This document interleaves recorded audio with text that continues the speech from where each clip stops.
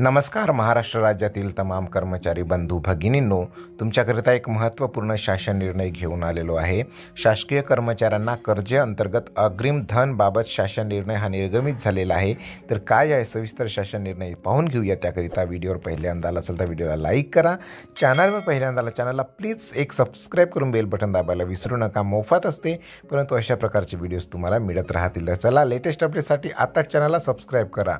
बंधूंनो, राज्यातील शासकीय कर्मचाऱ्यांना कर्जे या खालील उपशीर्ष मोटर वाहन खरेदी अग्रिमे, नवीन मोटारसायकल खरेदी अग्रिम वाटप करण्याकरिता विधी व न्याय विभागाकडून 5 डिसेंबर 2023 रोजी महत्त्वपूर्ण शासन निर्णय निर्गमित करण्यात आला।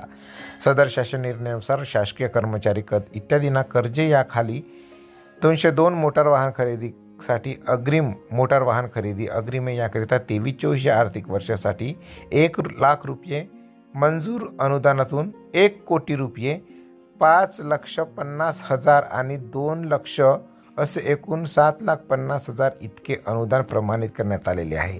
या ज्ञापनानुसार निर्णयामध्ये दिलेल्या विवरणपत्रात 7,11,000 रुपये इतका निधी निर्णयातील नमूद अटी व शर्तीच्या अधीन राहून प्रमाणित करण्यास शासनाची मंजुरी देण्यात येत आहे।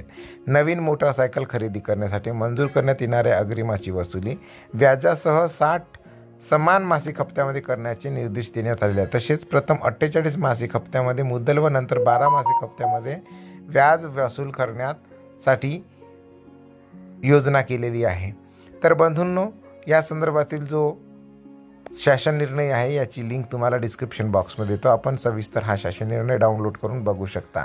या संदर्भात विधी व न्याय विभागामार्फत 5 डिसेंबर रोजीचा शासन निर्णय प्लीज एकदा डाउनलोड करा। पण चॅनलवर पहिल्यांदा प्लीज एक सबस्क्राईब करून बेल बटन दाबायला विसरू नका। धन्यवाद।